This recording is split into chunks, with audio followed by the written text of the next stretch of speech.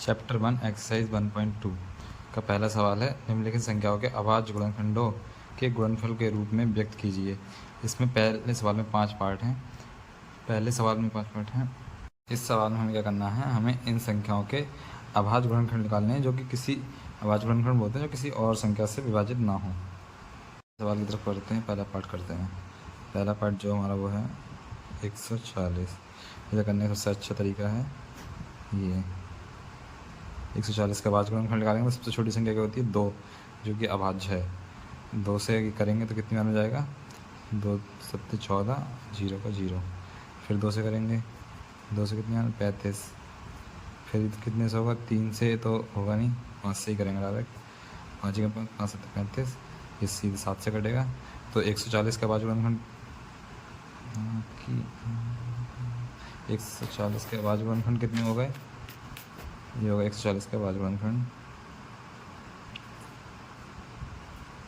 2 गुणा 2 गुणा 5 गुणा 7, ये इसका आंसर है। ऐसे ही बाकी सारे पार्ट हमें करने हैं।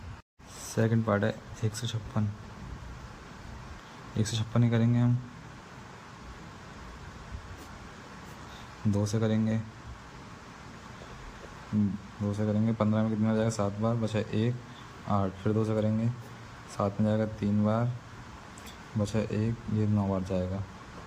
फिर 39 जाएगा, 39 को 3 से करेंगे, 3 एकम 3, 3 3 9, 13 सिर्फ 13 से कटता है और किसी से नहीं कटेगा। तो किसके 156 के बाद गुणनखंड क्या क्या हो गए, 2 गुणा 2 गुणा 3 गुणा 13, ये आंसर है। तीसरा पार्ट है 3825। अपनी बुक में चेक कर लेना, इसको करेंगे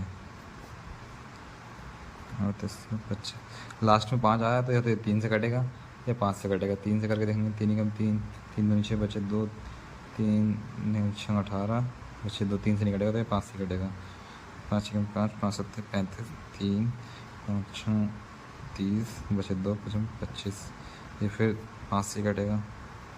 5 एकम 5 2, 5 25, 1 5 3 15। 153 देखते हैं किससे कटेगा, 3 से कट जाएगा। 3 एकम 3, 3 5 15 और 3 एकम 3, फिर किससे कटेगा, 3 से कटेगा। 3 एकम 3,